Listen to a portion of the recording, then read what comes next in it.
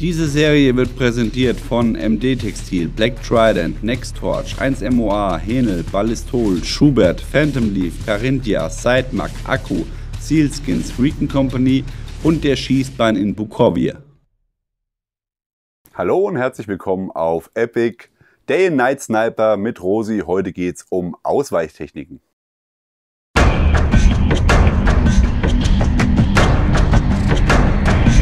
Ja.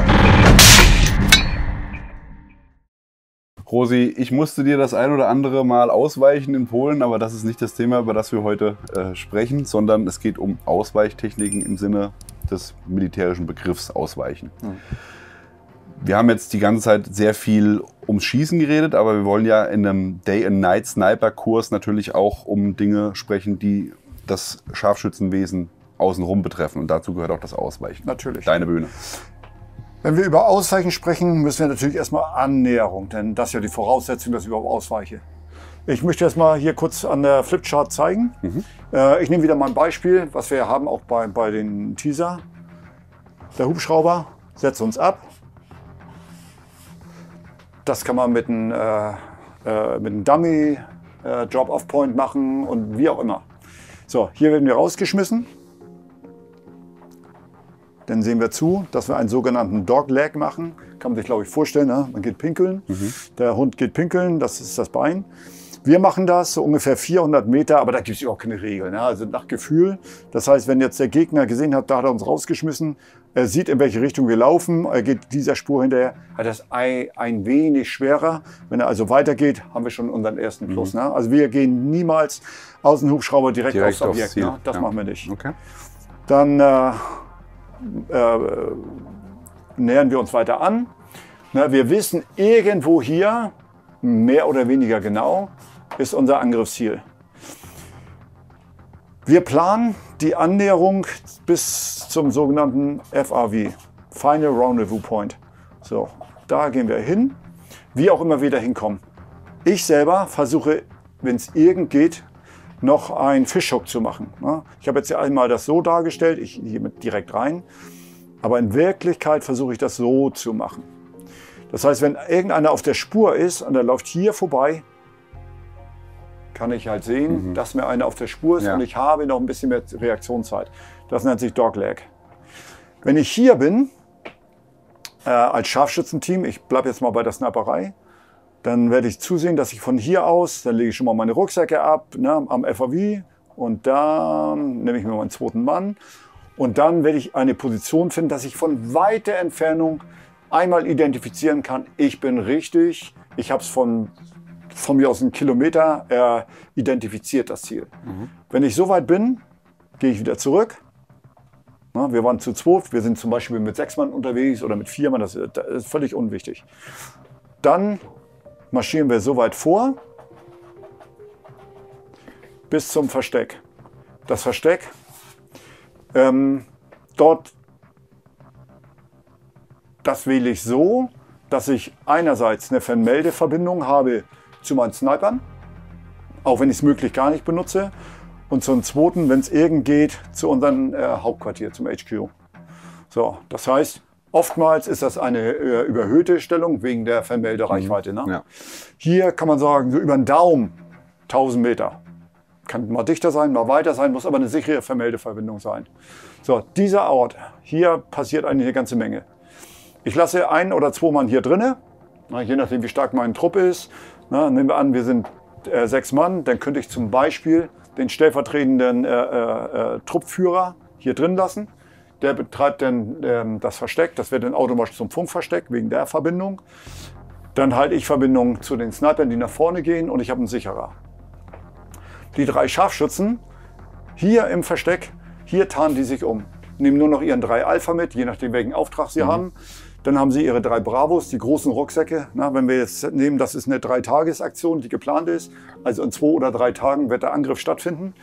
Wir sollen aber so viel wie möglich Aufklärungsergebnisse geben, damit die hinten Detailplanung machen können. Dann habe ich meine Rucksäcke, also mein 3 Alpha gepackt, mein 3 Bravo, den will ich da vorne nicht haben. Ja, wenn ich da mit so einem riesen Rucksack vorschleppe, da komme ich nie getan dran. Ja. Was ich jetzt hier mache, ist, ich werde in Sichtentfernung meine Rucksäcke verstecken. Ich könnte sie auch da drinnen verstecken, aber wenn jetzt der Feind uns aufklärt, also Funkversteck, dann wäre natürlich gleich meine Rucksäcke auch weg. Hätte ich gar nichts mehr. Hier habe ich eine Chance mehr, da noch mal ranzukommen. Und es wäre vielleicht, sage ich jetzt mal aus ziviler Sicht, wenn ich das jetzt so betrachte, die Scharfschützen könnten noch unentdeckt bleiben, weil der Gegner nicht weiß, dass da noch mehr Leute draußen sind. Vielleicht will er sich das denken, aber... Ja. Ne, deswegen, Ja. die verstecke ich. Ja. Aber ich versuche das immer in Sichtweite zum Funkversteck. Dann wird die abgelegt und dann, wenn das perfekt läuft, aber das Leben ist nicht perfekt, ne, dann versuche ich einmal ringsrum aufzuklären. Aber nochmal, das Leben ist nicht perfekt. Ich gehe ran, finde eine ideale Stellung. Das Ding heißt FFP. Wenn ich nur gucke, zum Beispiel bei der 3-Tages-Aktion, muss ich ja gar nicht schießen. Dann könnte ich vorher zum Beispiel ein OP einrichten, wo ich gar nicht schießen will, sondern einfach so auf weiteste Entfernung im Idealfall so viel wie möglich sehen. Dann führe ich nochmal einen Stellungswechsel durch in FFP. Also da gibt es halt Unterschiede. Wenn ich also melde von den Termini nach oben, ich bin im OP, dann wüssten alle in meiner Kompanie, der ist im OP, also kann er nicht mit seiner Scharfschützenwaffe wirken, aber kann alles sehen. Ja? Also Gitter davor oder was auch immer, dass ich nicht schießen kann. Gibt es 1000 Sachen, warum ich nicht schießen kann.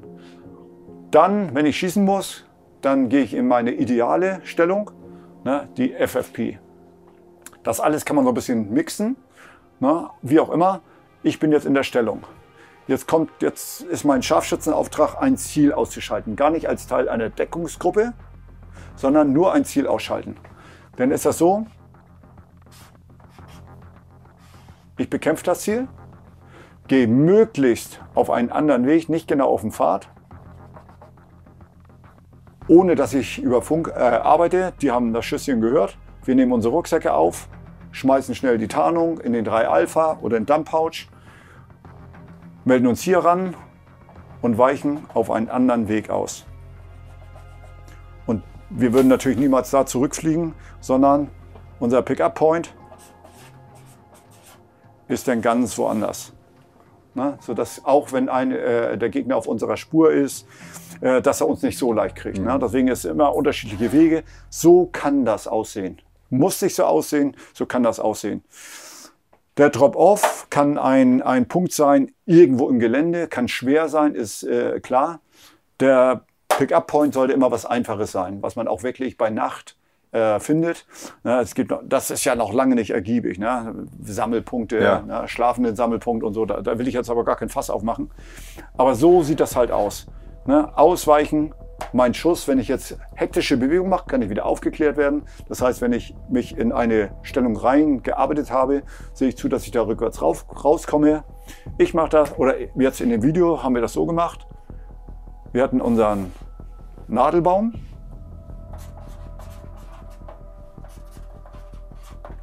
Wir waren nebeneinander, Spitzbaum, haben in die Richtung gewirkt.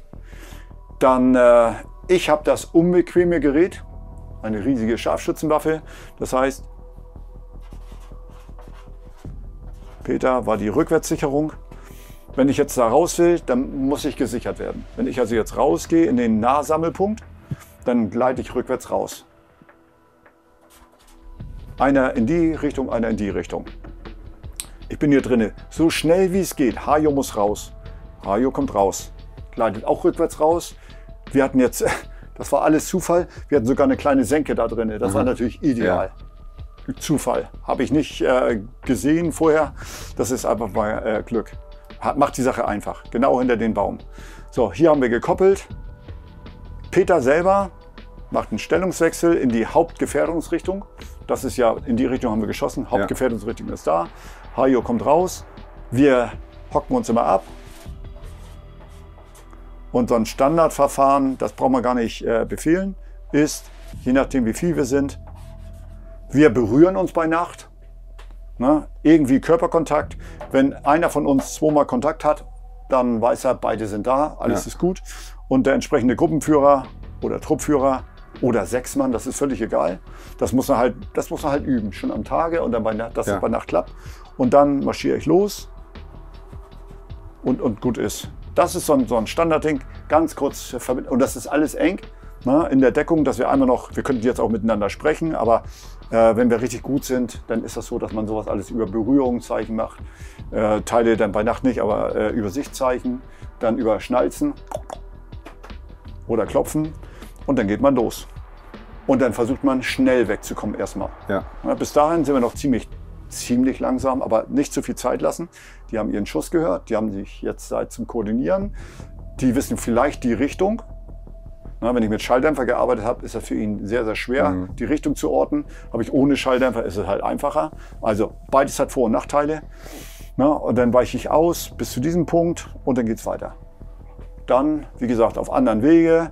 Na, hier mache ich im Allgemeinen kein Dogleg, aber ich gehe nicht auf direkten Wege. Ja, ich gehe auf Wegen, die noch den Kompromiss haben, Schnelligkeit. Also der tiefste Wald, die tiefste Dickung wird nicht mein Ort sein.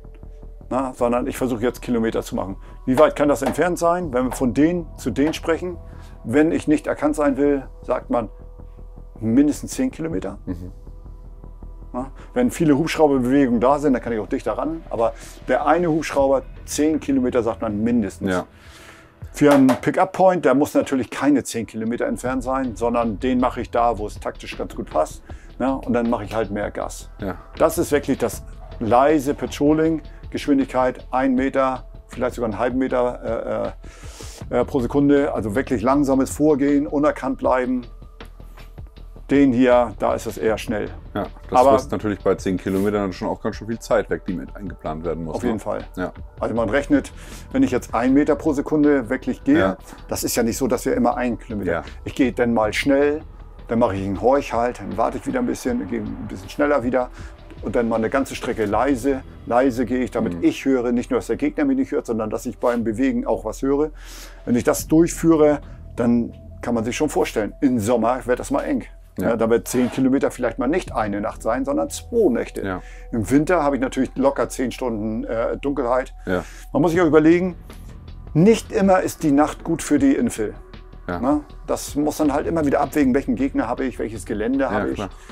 Ja, da gibt es noch viel mehr zu sagen, aber ich denke mal, das kann einen so ein Bild geben, wie man sowas denn taktisch macht. Gerade auch in Zeiten von Drohnenaufklärung Unbedingt. ist ein Tag-Infill auch sinnvoller, weil natürlich die Drohnen es nicht, also sage ich jetzt mal als mit meinem Drohnen-Know-how, und Thermal-Know-how, weil natürlich thermal die Temperaturunterschiede nicht so groß sind, wie wenn du bei Nacht unterwegs bist. Korrigiere mich, wenn ich falsch liege. Ja, nee, das ist richtig. Aber auch da, ich muss halt das immer auch im Hinterkopf behalten. Ja. Hier unser Phantom Leaf Zeug, das ist natürlich tatsächlich, du hast glaube ich ein Bild gemacht. Ich hab mal eine kurze thermale Aufnahme gemacht und das war aus 10 Metern, die können wir hier auch mal einblenden. Das ist schon, also man sieht, da ist was, aber du kannst halt aus 10 Metern nicht identifizieren, was es ist. Ja? Habe ich jetzt noch einen Rucksack auf, plus die Tarnung rüber, wenn das jetzt wirklich so eine wirkliche Drohnengefährdung ist. Dann kann das durchaus Sinn machen, dass man das trotzdem nochmal überwirft. Im Allgemeinen ist es so, wenn ich ausweiche, ist meine Tarnung weg und dann ist der Schwerpunkt eher Geschwindigkeit. Ja. Aber das muss man halt immer tatsächlich abwägen. Und das hängt auch von der Tarnung ab, wie du es gerade sagst. Die Phantom Leaf Sachen sind ja alle auch so vom Design her, dass sie quasi, gibt ja auch den Assaulter Gilly zum Beispiel, weiß nicht, ob du den kennst, der ist wirklich so, dass du auch Chest-Rig frei hättest und wirklich, der ist für die Bewegung. Das ist einfach nur Silhouette zerreißen und bewegen. Ja, aber dort ist es tatsächlich so, dass ich lieber gar nichts habe, auf Geschwindigkeit setze, auf den Kampf setze. Ich muss meinen riesen Rucksack, wir hatten darüber gesprochen, 40 Kilo, das hört sich immer so wenig an. 40 Kilo können schmerzen. Ich habe jetzt immer meine 20 Kilo Märsche gemacht und fand das schon für mich. Und ich bin jetzt halt... Ja, aber ich habe jetzt auch noch eine Waffe, was ja dazu zählt. Ne? Ja. Und wir haben Einsätze im KSK gehabt, wo auch welche mit 70 Kilo rumgelaufen sind. Ne? Für mich ist irgendwo bei 50 Schluss. Na, weil mit meinem Kinderkörper, das irgendwo ist Schluss. Jetzt mal auf mit Kinderkörper. Nein, das ist einfach so, das muss man realistisch sehen. Und nochmal, es geht ja nicht darum, wie so ein Esel von A nach B zu gehen, sondern innerhalb jeder Phase muss ich ja damit rechnen, dass ich aufgeklärt werde, dass ich vielleicht ein Ausweichschießen durchführe und dann muss ich immer noch funktionieren. Ja. Na, und jetzt kommen wir wieder zum System, wenn ich jetzt Ausweichschießen mache mit einem riesen Rucksack, da werde ich natürlich nicht mehr so schnell sein. Na, wenn ich also jetzt in der ersten Phase vielleicht noch mit dem großen Rucksack rumlaufe, dann wird das Ding abgeworfen, dann schnappe ich mir schnell meinen 3 Alpha, hau den auf den Buckel und da, wenn man jetzt mit einer Tarnung rumläuft, wie schnell bleibt man irgendwo hängen und dann klappt das plötzlich nicht mehr. Ja. Wir reden ja von, es muss auch bei Nacht klappen. Ja. Na, und unter Feindbedrohung lange rumzufummeln an der Ausrüstung, das wird eng. Ne? Ja. Deswegen, für mich ist es ganz einfach, ich laufe so einfach, so leicht wie möglich rum, solange wie es halt Sinn macht. Der große Haken wird sein im Versteck. Dort Gesichtstarnung nochmal mindestens verbessern. Na, ich laufe natürlich auch in der Infill mit Gesichtstarnung rum. Aber hier wird verbessert, hier wird alles die Tarnung angelegt. Dann mache ich meine Aufklärung, wie gesagt, Observation Post oder Final Firing Position. Je nachdem, welchen Auftrag ich habe, wie viel Zeit ich habe. Ich will auch nicht unbedingt, wenn ich irgendwo eine gute Stellung vom Weiten schon gesehen habe, da will ich ja gar nicht rein. Was passiert, wenn die Hammerstellung irgendwann aufgeklärt ist? Ja, also deswegen macht das oftmals Sinn, dass ich woanders einen OP habe. Und dann müssen alle wissen, dass von da nach da vielleicht nochmal 3 Stunden sind. Na, wenn wir uns da annähern auf dem Bauch, das kostet alles Zeit und Kraft. Sehr, sehr spannend. Ja. Cool. Ist aber alles Standardverfahren. Das ist mittlerweile bei der Fallschirmjägerei tatsächlich so etabliert. Ich denke mal, ich kenne eigentlich keine Kompanie, ich kenne nicht alle, das ist auch klar. So ist ein System, was für alles funktioniert, auch in größeren Größen.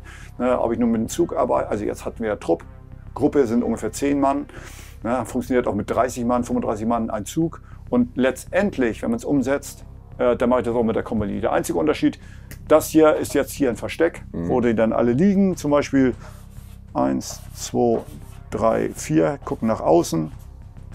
Die berühren sich dann mit den Füßen. Wenn das 4 Mann sind, wenn das 6 Mann sind, ist es ein Stern. Und irgendwann macht es keinen Sinn mehr. Ich kann das auch mit bis zu 10 Mann machen. Dann sind halt hier 4 Mann runter.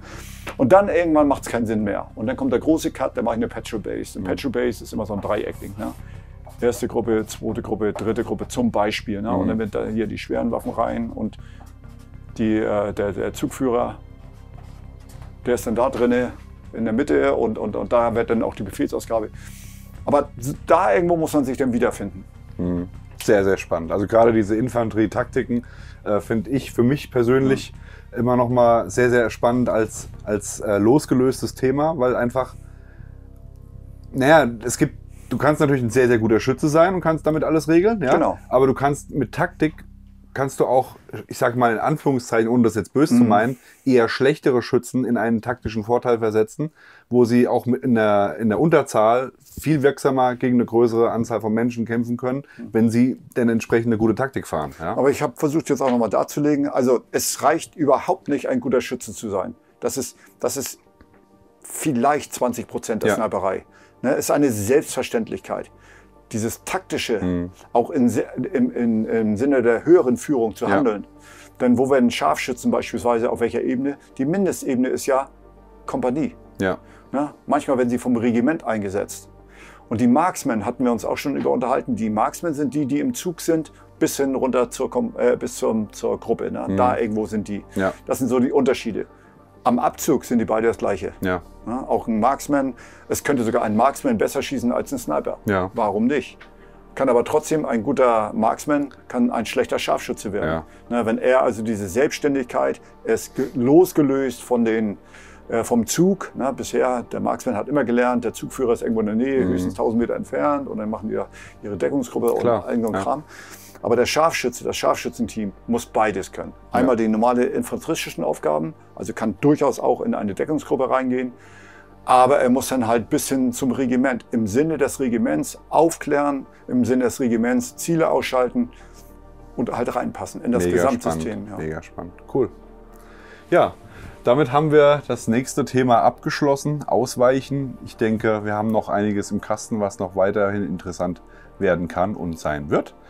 Wie immer in allen Videos einmal in die Videobeschreibung schauen, da findet ihr weitere Informationen zu diesen Videos, die bisher kamen und natürlich auch nochmal unsere Sponsoren, die diese ganze Serie möglich machen. Bitte da auch ein bisschen Support da lassen, die würden sich sehr darüber freuen. Wenn ihr Fragen habt, packt sie in die Kommentare, wir beantworten sie schon mal soweit es geht vorab und machen vielleicht nochmal am Ende ein ganz großes Video, wo wir alle Fragen nochmal mit Rosi zusammen gemeinsam beantworten. Das müssen wir schauen, wie wir das realisieren, aber das kriegen wir sicherlich auch irgendwie hin. Und ansonsten bleibt mir nichts anderes zu sagen, als wie immer an dieser Stelle liken, Abo und Glocke klicken. Wir sind raus. Bis dann, macht's gut. Bye, bye. Ciao. Ausweichen! Diese Serie wird präsentiert von MD Textil, Black Trident, Nextorch, 1MOA, Henel, Ballistol, Schubert, Phantom Leaf, Carinthia, Sidemark, Akku, Sealskins, Recon Company und der Schießbahn in Bukovje.